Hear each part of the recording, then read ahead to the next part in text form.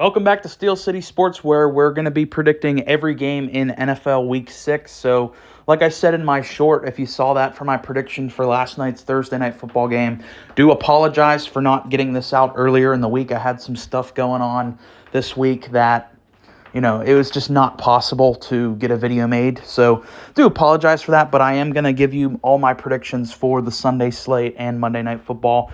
And like I said, if you did see my short, I did predict last night's game. I was wrong. So starting off week 6 with a loss, because I liked Seattle in that spot, especially with the Niners. They've been one of the most up and down teams to start off the year. Brock Purdy did not have a great showing against the Cardinals. They still have some injuries on that team. Brandon Ayuk's been disappointing, and I felt like the Seahawks were going to have a big bounce-back win at home after losing to the Giants, and that just wasn't the case. I don't know what it is with Geno Smith. He just does not play well against the 49ers. I mean, the Niners really are Geno Smith's kryptonite, and he was playing like an MVP candidate up until this game, and he was not good in that game.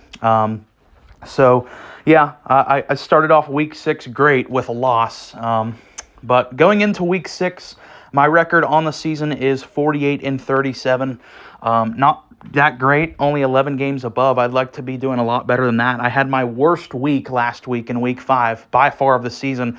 It was my first week with an actual losing record. I went 6-8 with my picks last week, so hoping to have a big bounce-back week, obviously off to a bad start with last night. But let's get into the Sunday slate of games. So starting off, we have another one of those 9:30 a.m. games if you're on the East Coast. If you're in the Pacific time zone, then I think that game's 6:30 a.m. for you guys. So you guys probably aren't watching that if you're over there. But on the East Coast, 9:30, it's the Jags versus the Bears. And I'm going with the Bears pretty comfortably in this spot. And the Bears are an interesting team because, it looked early on like they were just kind of a disaster. They didn't know what they were doing. The way that they were running the offense, they looked incompetent. The way that they were running that basically had zero structure. That's what it looked like to me. Their O-line was really still struggling.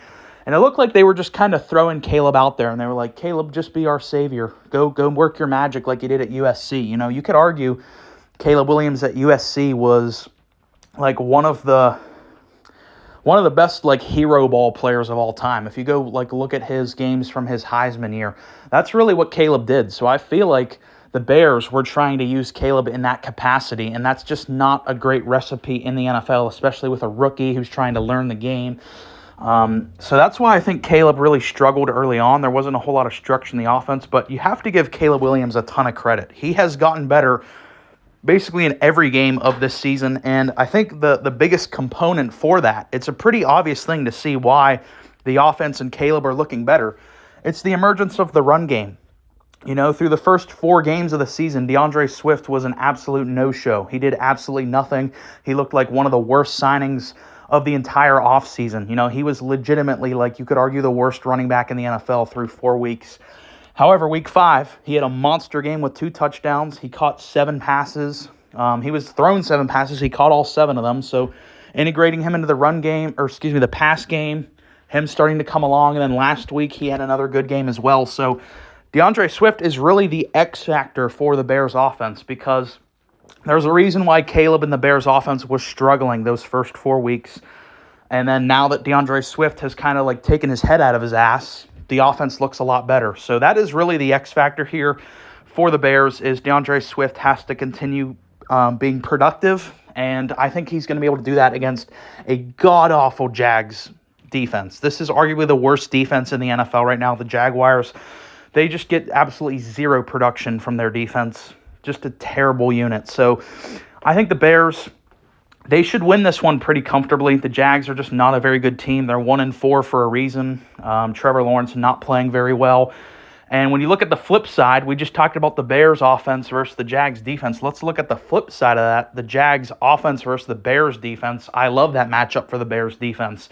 The Bears defense is one of the best in the NFL right now statistically. You look at the numbers, they are a really dominant unit this year. So I think this matchup really favors the Bears in terms of the personnel. I just think that this defense is going to be able to wreak havoc on Trevor Lawrence and a very limited offensive group, particularly running back. Travis Etienne has just done nothing this year. Who's the other guy they have? I think, is it Tank Bigsby?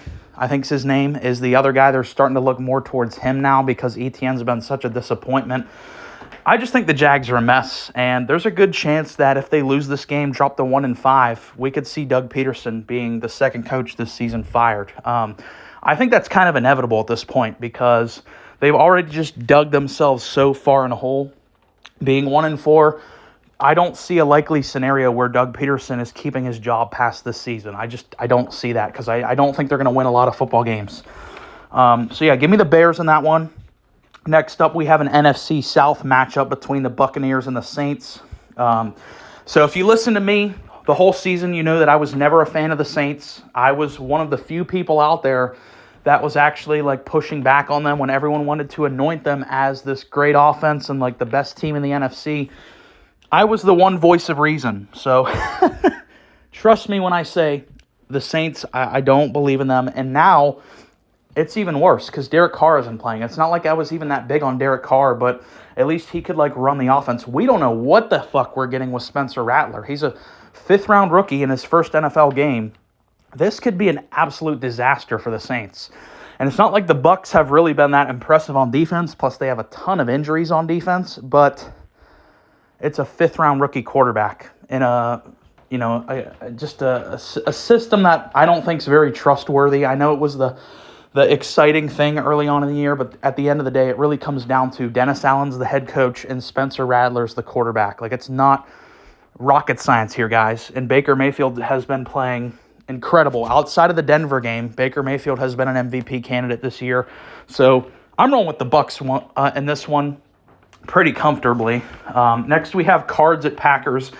So the Cardinals just continue to be the most frustrating team for me this NFL season. Because if you listen to me, the first 4 weeks of the season, I picked them in every single one of those weeks, and they went on to go 1-3 in that stretch. So they really let me down.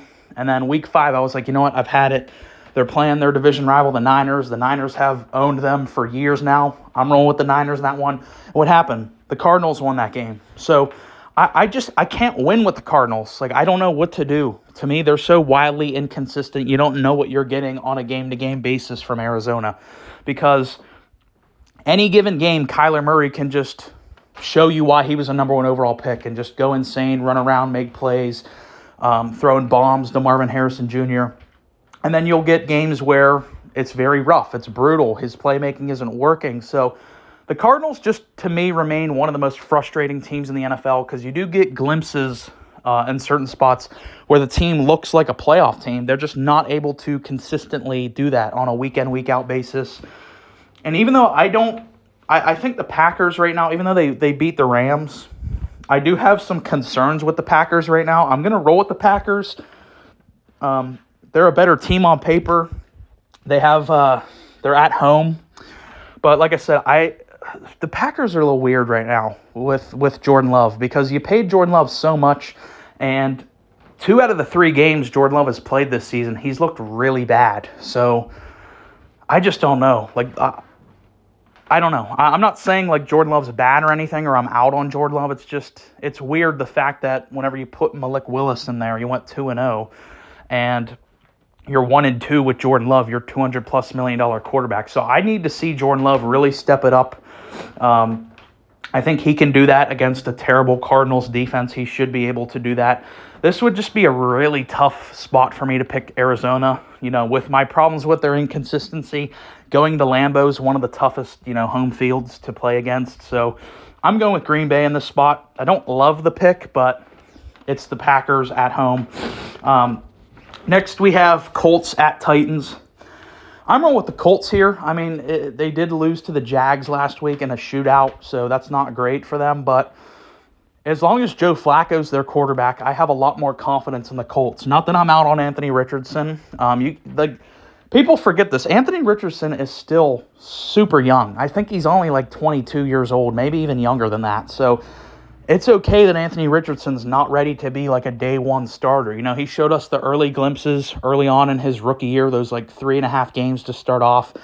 But the start of this season, Anthony Richardson was just simply not good. He was wildly inaccurate. And I just think the Colts have a better chance in 2024 when they roll out there with Joe Flacco. I have more confidence in this offense. I will say, though, for the Colts, their injuries are starting to pile up, particularly on offense, because Michael Pittman Jr., their best receiver, he's probably going on IR because of a back injury. And then the other guy, Downs, is probably going to be injured in this one as well. So you're going to be relying heavily on Pierce, who's actually been pretty good this year. We'll see if that continues. Rookie Adonai Mitchell. I think Jonathan Taylor's questionable in this one. So the Colts are really getting hit hard with the injury bug. But even with all that said, I just trust the Colts more than I trust the Titans. The Titans right now, to me, are a dumpster fire. We don't know for sure. Maybe it has been announced and I just didn't see it, but we don't know exactly who's starting for the Titans in this one because the Titans were on a bye last week, so we didn't see who they started in that one. So if you go back to their game before the bye was against the Dolphins, they benched Will Levis for Mason Rudolph. So that for me, if you guys know for sure, maybe you're a Titans fan, if you know for sure who's starting in this game, are they going to roll out there with Will Levis or are they going to continue to bench him with Mason? I'd go with Mason Rudolph. I think he gives you a far better chance to win the game. But either way, whoever they run out there, I'm still going with the Colts because I just trust the team. It's a better roster even with the injuries. I trust the coach Steichen a lot more than the rookie coach Brian Callahan and Joe Flacco. Even with an injured team, Joe Flacco is still a really good quarterback in 2024. So I'm going with the Colts in this one. Next up, we have Browns at Eagles.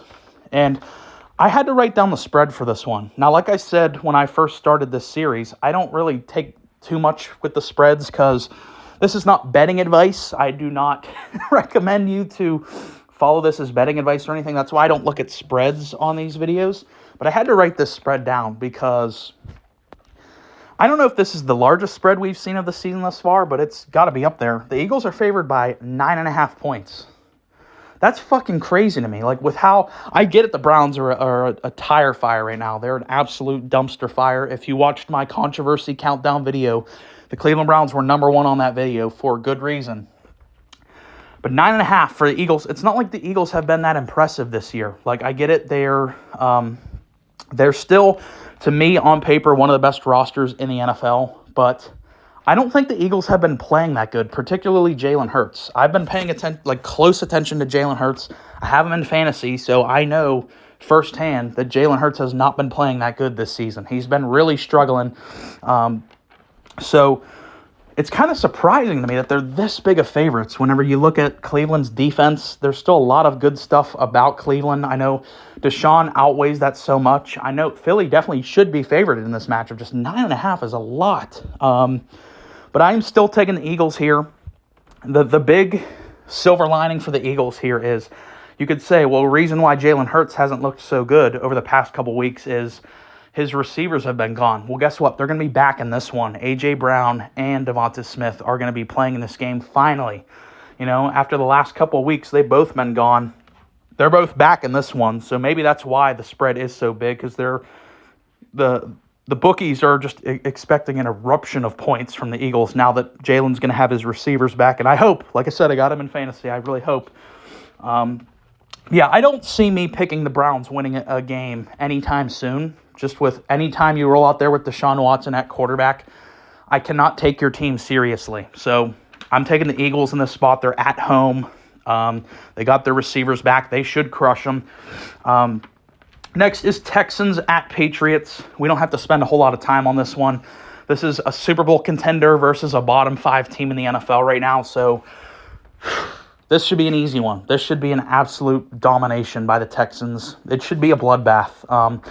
The Patriots have been pretty scrappy. Their defense has looked pretty good this year, but it's the Texans. And I get it. They lost Nico Collins. He's on the IR now. That is a big loss. That really, really sucks because he was leading the league in receiving yards. He was on pace to have over 2,000 receiving yards this season. So Nico Collins, that is a fucking massive loss for this team. However, we talked about this going into the year. They're one of the deepest teams in the NFL, particularly at the receiver position. You still have Stephon Diggs. You still have Tank Dell. You still have a good tight end with Schultz. And I think Joe Mixon's going to be back for this game. So, it sucks to lose your number one weapon, but you still got Diggs. you still got all those guys I just mentioned. So, and you got a top 5 quarterback in C.J. Stroud. So they should really not miss Nico all that much. I think Stephon Diggs is still easily a number 1 receiver in the NFL right now. So for any other team, it would suck to lose your number 1 weapon, but Houston is so deep at that position. They have such a good quarterback. It doesn't concern me that much, and New England is just not a good team. I did hear, though, Drake May is starting in this game. So we're going to see Drake May's first NFL game. That's going to be really interesting. I'm really excited to see that because we all know, if you paid any attention to the preseason, Drake May was really good in the preseason.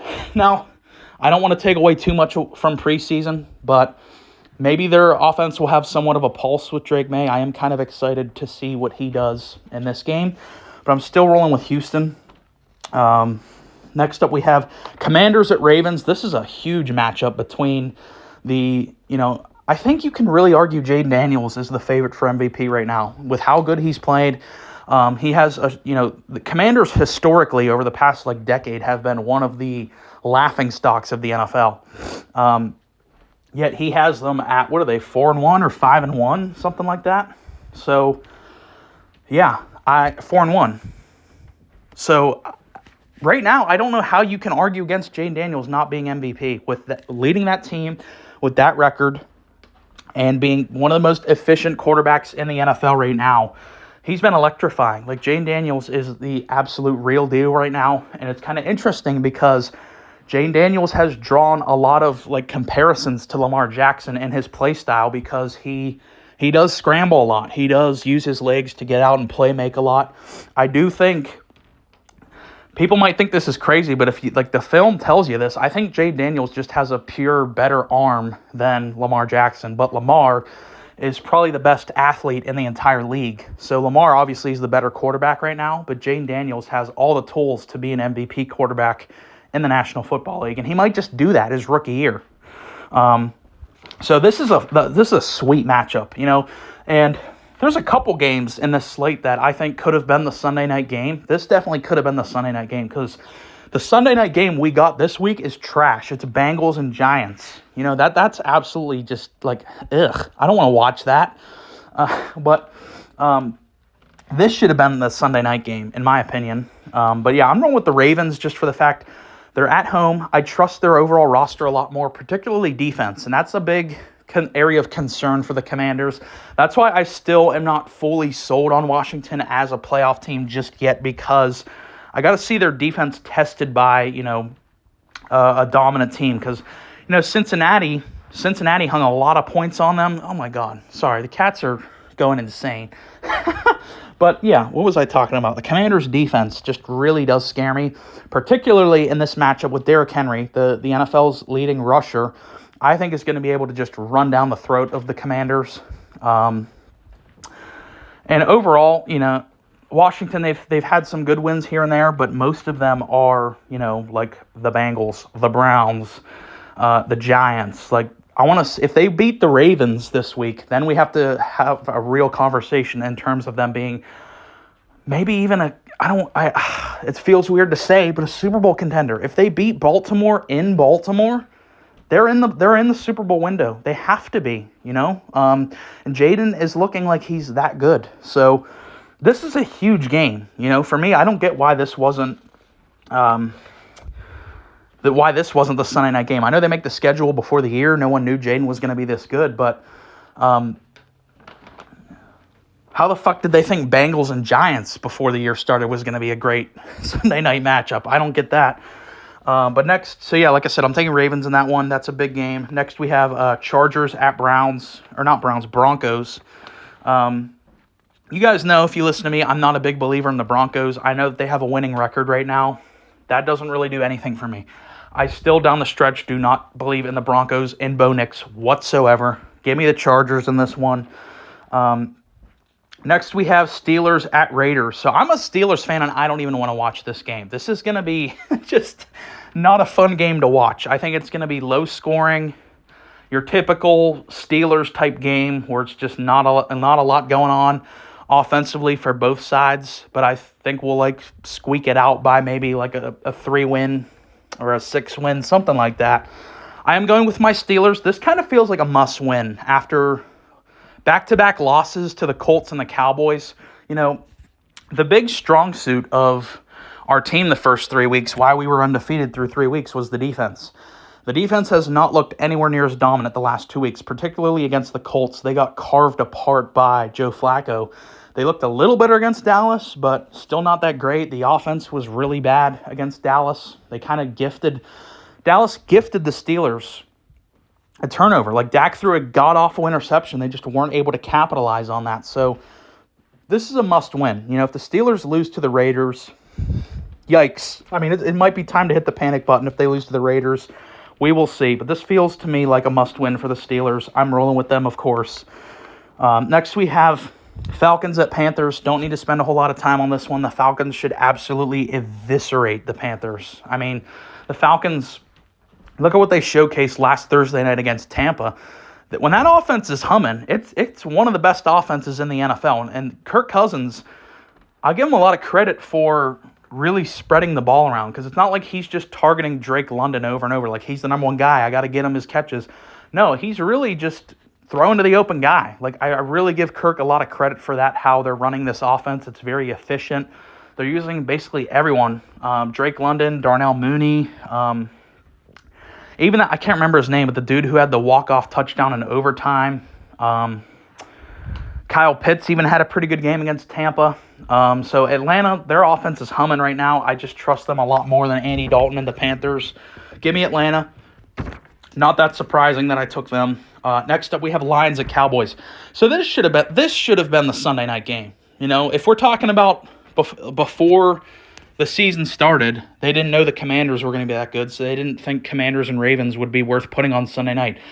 You had to have known before the year started that Lions at Cowboys was going to be a huge game, because I remember they played, I think it was on a Saturday night towards the end of last season, and it was one of the best games of the year. It came right down to the wire. Dallas eked it out against the Lions. I think that was the night they honored Jimmy Johnson. That was a great game. So why the fuck wouldn't you put this one on Sunday Night Football? Instead, you went with Bengals and Giants. Like, I can't get over that, because usually Sunday night is the best game of the week, or, you know, at least it should be in theory, whereas this week, I don't know what the hell they were smoking at the NFL office to make that the Sunday night game. But Lions at Cowboys, give me the Lions here. The Cowboys, I just, you know, they beat my Steelers. I still just have too many problems with the Cowboys, particularly to pick them in a game. I know they're home, but to pick them in a game against a legit Super Bowl contending team. You guys know, if you listened to me all last year, I was preaching this all year. It's probably annoying at this point because of how many times I've said it. They're fool's gold. Anytime they play a real team, Dak really reveals who he is. And this is the most Dak-reliant the Cowboys have ever been in the Dak Prescott era. They have absolutely zero running game. They have the 31st run game in the NFL right now. They get no production from their running backs. So the only way they can win is if Dak Prescott plays a flawless game. And tell me, do you trust Dak Prescott to play a flawless game against a Super Bowl contending team? Maybe you do. I don't. I've seen it play out time after time. Dak Prescott has consistently shit his pants in big moments. So I don't trust them. I don't trust Dak. Their defense has been bad, and they're starting to pile up injuries on their defense. I don't know if Micah's even playing in this one. Give me the Lions here. Dak can really score a lot of credit with me. If Dak wins this game, the Cowboys win this game, I will come up here and give Dak and the Cowboys a lot of credit. I just don't believe they can do it. I don't. You know, it's all about your track record. It's all about your resume.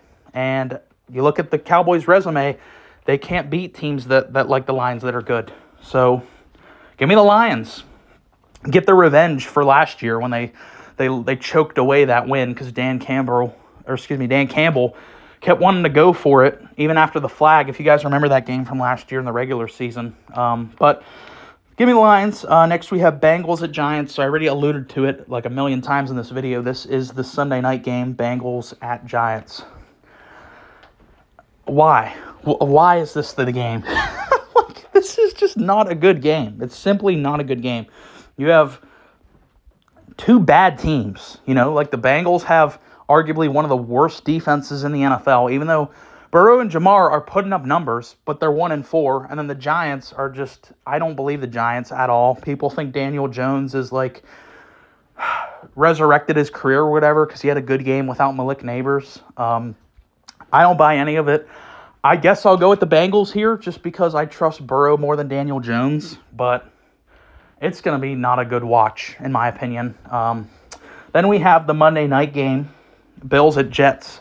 So whenever we talked about Robert Saleh getting fired, we talked about like how short of a leash they gave Robert Saleh. They only gave him 5 games, so I think that really reflected how they didn't have really any confidence in Robert Saleh going into this season. If you're only going to give him 5 games to, go, it's not like they were 0-5. So I felt like this was going to be the big test for Robert Saleh. Like, if he would have lost this game, I felt like they would have fired him. But they didn't even wait to the Monday night game. They fired him after getting embarrassed in London. So the Jets, they're a mess right now. The Jets are in absolute shambles right now. After firing Saleh, you promoted your defensive coordinator, Jeff Albrecht, to the new interim head coach.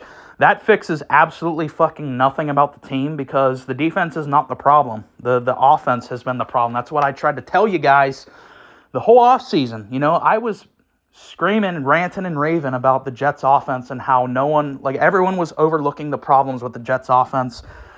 The way it was set up, you're asking a 40-year-old off that injury to basically carry your team. You're asking Breece Hall to basically be the offense if Aaron struggles. And Breece Hall has been terrible this year. Aaron Rodgers has not looked good this year. And you look at their 2 wins, who are they against? New England, arguably the worst team in the league. They're going to be in the race for the number 1 overall pick. And the Titans, they're not too far behind the Patriots in that number 1 overall pick race. So, I don't know what to do with the Jets. I think everyone's kind of realizing what a mess they really are. And I find it really silly that there were real people, like real respected people in the media that picked the Jets to be a playoff team this year. Some people even had them winning this division, like the sports books had the Jets tied with the Bills to win this division going into this year. That's absolutely fucking laughable in my opinion. So, yeah, it might sound like I'm a Jets hater. Like, I feel like the Jets have been the team that I've shit on the most this season, whereas last year it was by far the Cowboys. This year it feels like I'm shitting on the Jets the most. I'm not a Jets hater. Like, I don't care about the Jets one way or another. Like, I have really no stake in them. I like some of their players. I'm just telling you how it is. Like, they're just not that good. And the Bills, they're off back-to-back losses. They should be pretty pissed off here in this spot. After losing to Baltimore in embarrassing fashion and losing to the Texans, they need to come out here and just have an absolute statement win against their division rival, the Jets, and just crush them on Monday Night Football. I'm hoping to see that, I really am rooting for that just because the Jets, they did this to themselves. They shot themselves in the foot rolling into the year with Saleh and Nathaniel Hackett on their coaching staff. They deserve to get fucked up. So give me the Bills. So that's been it for my Week 6 predictions. Like I said, do apologize for it being a little later in the week, but that's all my takes.